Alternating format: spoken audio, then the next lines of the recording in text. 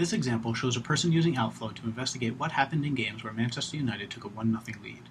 To find out what happened most frequently after games reach this state, the user first finds the state representing a 1-0 advantage. From there, the user can see that the time edge for score 2 is the tallest departing edge. This shows that most often Manchester United extended its lead to 2-0. The user can also see that while Manchester United more rarely conceded a goal to reach a 1-1 draw, such games moved more quickly, as evidenced by the shorter horizontal time edge. Finally, the user can see that Manchester United won an overwhelming majority of games that reached 1-0, as shown by the intense green color.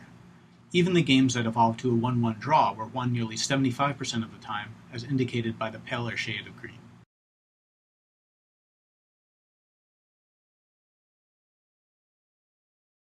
This example shows a person using Outflow to investigate what happened in games where Manchester United held a 2-1 lead.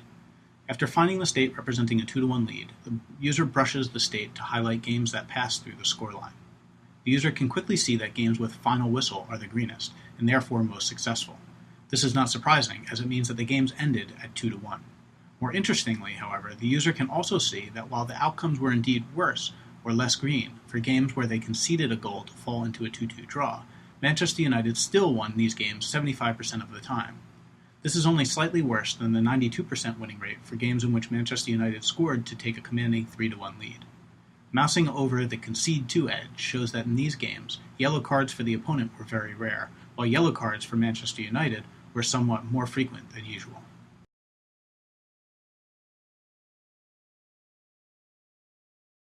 This example shows a person using Outflow to investigate games where Manchester United fell behind by a 1-2 score.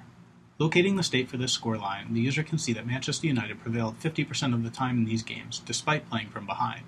This impressive feat demonstrates that good teams can come from behind. However, the data shows an even more interesting trend upon closer investigation. Focusing on the games that led to this state, we can see that games where Manchester United scored after being behind by 0-2 led to an 83% victory rate. In contrast, Manchester United won just 30% of games in which they conceded a goal after first being tied 1-1. Similar, though less pronounced trends are evident elsewhere in the dataset, showing that momentum has a measurable impact on a game's eventual outcome.